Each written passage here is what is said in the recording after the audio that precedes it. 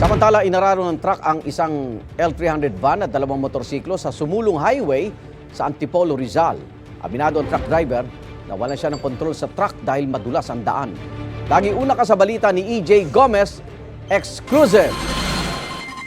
EJ! Igan, sa pababa at pakurbang kalsadang ito dito sa Barangay Mambugan, sumulong highway sa Antipolo City na walan umano ng kontrol ang isang six-wheeler dahil sa madulas na daan.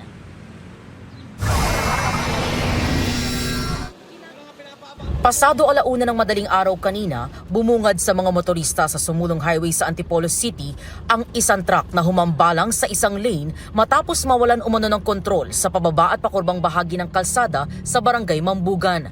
Ayon sa driver ng truck, galing silang Lucban, Quezon at magdi-deliver sana ng mga itlog sa Bulacan nang maganap ang aksidente. Medyo basa po kasi yung daan, tapos pababa po ako nung pag-apply ko po ng preno. Bali, umano na po siya, sumadsad na po siya, parang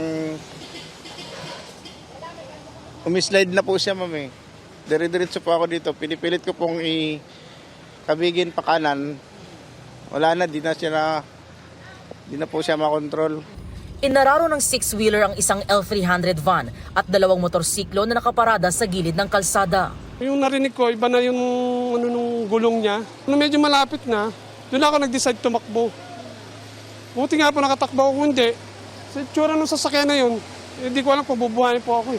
Nasa taas po kami noon, nagtatrabaho. Tapos biglang may bumaba nga po, may na preno nga. Kaya naglabasan kami. Natumba na yun, tapos wasak na. Narinig po namin na may umiipit na preno po maingay. Biglang kumalampag na po siya. Tapos nagulat po kami. Kaya nga po, pagdating po namin, nadatnan po namin, sira-sira na po yung motor namin. Ang truck bumangga rin daw sa isang poste bago sumalpok sa concrete wall ng highway. Wala namang nasawi sa aksidente. Nagtamo ng sugat sa braso at tuhod ang truck driver, habang ang driver ng L300 nagkagalos sa binti.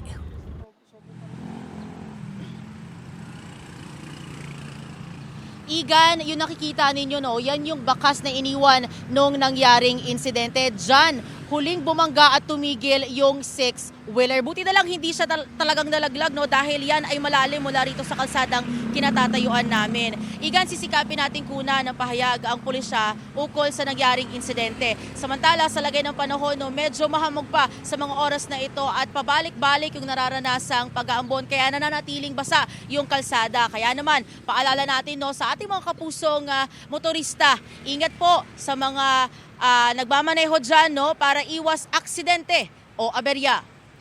Yan ang unang balita mula rito sa Antipolo City. EJ Gomez para sa GMA Integrated News. Igan, mauna ka sa mga balita, mag-subscribe na sa GMA Integrated News sa YouTube para sa iba't ibang ulat sa ating bansa.